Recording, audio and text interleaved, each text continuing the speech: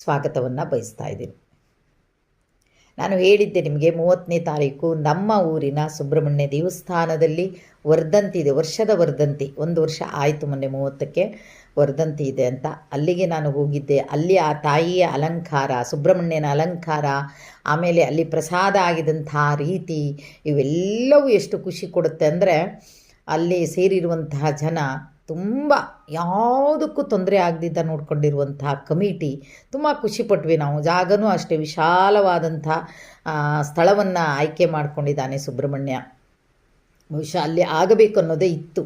ಅಂದರೆ ತುಂಬ ತೊಂದರೆಗಳು, ತಾಪತ್ರೆಗಳು ಅಲ್ಲಿ ಆಗ್ತಾ ಇದ್ದಕ್ಕೆ ಯಾರೋ ಹಿಂದೆ ಅದರ ನಾಗನ ಮರಿ ಮತ್ತು ಮೊಟ್ಟೆ ಅಂತಾರಲ್ವ, ಅದನ್ನೆಲ್ಲ ಇದು ಮಾಡಿದ ಕಾರಣ ಸುಬ್ರಹ್ಮಣ್ಯನ ಪ್ರತಿಷ್ಠಾಪನೆ ಆಗಬೇಕು ಅಂತ ಹೇಳಿದ್ದಕ್ಕೆ ಅಲ್ಲಿ ಸುಬ್ರಹ್ಮಣ್ಯನ ಪ್ರತಿಷ್ಠಾಪನೆಯನ್ನು ಮಾಡಿದ್ದಾರೆ. ತುಂಬ ದೊಡ್ಡದಾದಂಥ ಮೂರ್ತಿ. ತುಂಬ ಜನ, ನನ್ನ ಸಬ್ಸ್ಕ್ರೈಬರು ಸಹಿತ 4-5 ಜನ ಇಲ್ಲೇ ಬಂದು ಆಶ್ಲೇಷ ಬಲಿ ಪೂಜೆ ಇನ್ನಿತರ ಪೂಜೆನೆಲ್ಲ ಮಾಡಿಸ್ಕೊಂಡು ಹೋಗಿದ್ದಾರೆ. ಯಾಕಂದರೆ ಅಷ್ಟು ಶಕ್ತಿಯುತವಾದಂಥ ಸನ್ನಿಧಾನ ಅದು, ಅಷ್ಟು ಶಕ್ತಿ ಇದೆಯಂತೆ ಆ ಸನ್ನಿಧಾನದಲ್ಲಿ. ನೀವು ಯಾವುದೇ ಪೂಜೆ ಪುರಸ್ಕಾರನ ಮಾಡಿದ್ರೂ ಸಹಿತ ಫಲ ಆದಷ್ಟು ಬೇಗ ಸಿಗುತ್ತೆ ಅನ್ನೋದು ನಮ್ಮೆಲ್ಲರ ನಂಬಿಕೆ. ಬಹುಶಃ ಮಾಡ್ಕೊಂಡು ಹೋಗಿದ್ದಾರೆ. ಇನ್ನೂ ಕೆಲವರು ನನ್ನ ಸಬ್ಸ್ಕ್ರೈಬರು ಇಲ್ಲಿಗೆ ಬರಲಿಕ್ಕಿದ್ದಾರೆ, ಬಂದು ನಾವು ಸಹಿತ ಅಲ್ಲೇ ಮಾಡ್ಕೊಂಡು ಹೋಗ್ತೀವಿ ಅಮ್ಮ ಅಂತ ಅಂದರೆ ಅಲ್ಲೇ ಅರ್ಚಕರನ್ನು ಕಾಂಟ್ಯಾಕ್ಟ್ ಮಾಡಿಸಿಕೊಟ್ಟಿದ್ದೀನಿ ನಾನು. ಹಾಗಾಗಿ ಎಲ್ಲರೂ ಇಲ್ಲಿಗೆ ಬರ್ತಾರೆ. ಈ ಒಂದು ಕಾರ್ಯಕ್ರಮದ ತುಣುಕನ್ನು ನಾನು ನಿಮ್ಮ ಬಗ್ಗೆ ನಿಮ್ಮ ಎದುರುಗಡೆ ಇಡ್ತಾ ಇದ್ದೀನಿ. ಎಲ್ಲರೂ ನೋಡಿ ಆಶೀರ್ವಾದ ಮಾಡಿ, ಹಾಗೆ ಲೈಕ್ ಮಾಡಿ, ಶೇರ್ ಮಾಡಿ, ಕಮೆಂಟ್ ಮಾಡಿ ಅಂತ ಹೇಳ್ತಾ ನಿಮ್ಮ ಮುಂದಿನ ಈ ಕಾರ್ಯಕ್ರಮಗಳನ್ನು ತೋರಿಸ್ತಾ ಇದ್ದೀನಿ. ಅದರಲ್ಲಿ ಯಾರ್ಯಾರಿದ್ದಾರೆ, ಯಾರೆಲ್ಲ ಬಂದಿದ್ದೀವಿ, ಎಲ್ಲರೂ ಇದ್ದಾರೆ. ತುಂಬ ಜನ ಅಂದರೆ ಸ್ವಲ್ಪ ಪ್ರಮಾಣ ಕಡಿಮೆ, ನಾನು ಹೋಗೋಷ್ಟೊತ್ತಿಗೆ, ನಾನು ವಿಡಿಯೋ ಮಾಡೋಷ್ಟೊತ್ತಿಗೆ ಸ್ವಲ್ಪ ಪ್ರಮಾಣದಲ್ಲಿ ಜನ ಕಡಿಮೆ ಇದ್ದರು.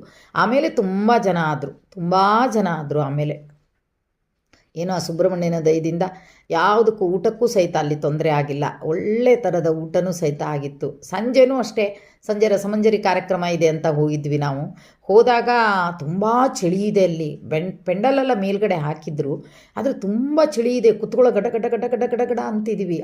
ನಮಗೆ ಚಳಿ ಇರುವತ್ತಿಗೂ ಸಹಿತ ನಮಗೆಲ್ಲರಿಗೂ ಆಮೇಲೆ ಬಿಸಿ ಬಿಸಿ ಬಿಸಿ ಅನ್ನನ ಮಾಡಿ ಅಷ್ಟು ಚೆಂದ ಉಣಬಡಿಸಿದ್ದಾರೆ ಅಲ್ಲಿ ಕಮಿಟಿಯವರು. ಅದಕ್ಕೆ ಗ್ರೇಟ್ ಅನ್ನಬೇಕು.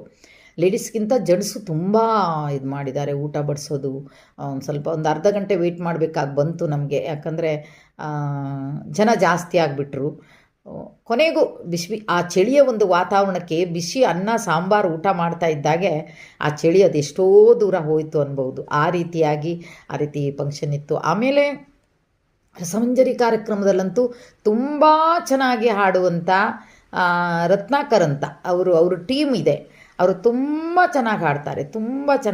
ನಾನು ನಿಜವಾಗಿಯೂ ಹೇಳ್ತೀನಿ, ಇಲ್ಲಿ ತನಕನೂ ಆರ್ಕೆಸ್ಟ್ರಾ ಅಂತ ನಾನು ಹೋಗೇ ಇಲ್ಲ. ಏನು ಹಾಡ್ತಾರಪ್ಪ, ಅದೇ ಹಾಡು ಕೇಳಬೇಕು, ಸುಮ್ಮನೆ ಕೂತ್ಕೋಬೇಕು ಅಂತ ಹೀಗೆ ಯಾವಾಗಲೂ ಹಿಡ್ದಲ್ಲ. ಇವತ್ತು ಯಾಕೋ ಗೊತ್ತಿಲ್ಲ, ನಮ್ಮ ಜೊತೆಗೆ ನಮ್ಮ ಟೀಚರ್ ಇದ್ದರು. ನಮ್ಮ ಟೀಚರ್ ಮಗನಿಗೆ ಯೋಗಾಸನದಲ್ಲಿ ಅವನಿಗೆ ಪ್ರಶಸ್ತಿ ಸನ್ಮಾನ ಇತ್ತು, ಯೋಗಾಸನ ಕಾರ್ಯಕ್ರಮ ಇತ್ತು.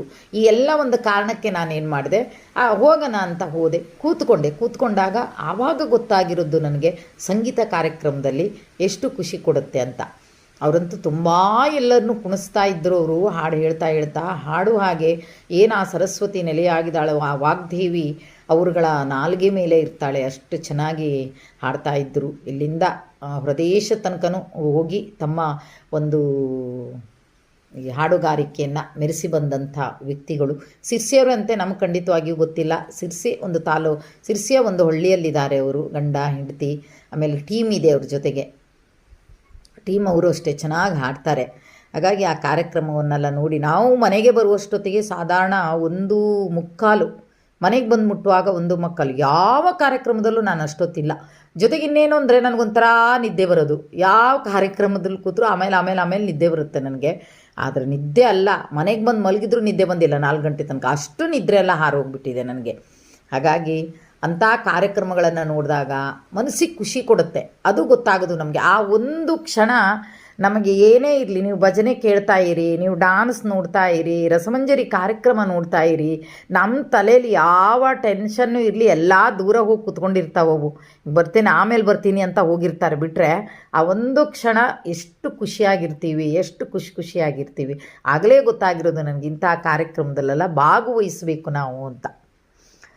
ಅಲ್ವಾ? ಹಾಗೆ ನಿಮ್ಮೂರಲ್ಲೂ ಅಂಥ ಒಂದು ಕಾರ್ಯಕ್ರಮ ಬಂದಾಗ ಖಂಡಿತವಾಗಿಯೂ ಭಾಗವಹಿಸಿ. ಅವರು ಲೈವ್ ಕಾರ್ಯಕ್ರಮ ಮಾಡಿದರು, ನೇರ ರಸಮಂಜರಿದು ನೇರ ಲೈವ್ ಕಾರ್ಯಕ್ರಮ ಮಾಡಿದರು. ಹಾಗಾಗಿ ಅದಷ್ಟು ಮುಗಿಸಿ ನಾವು ಬಂದಿದ್ದೀವಿ.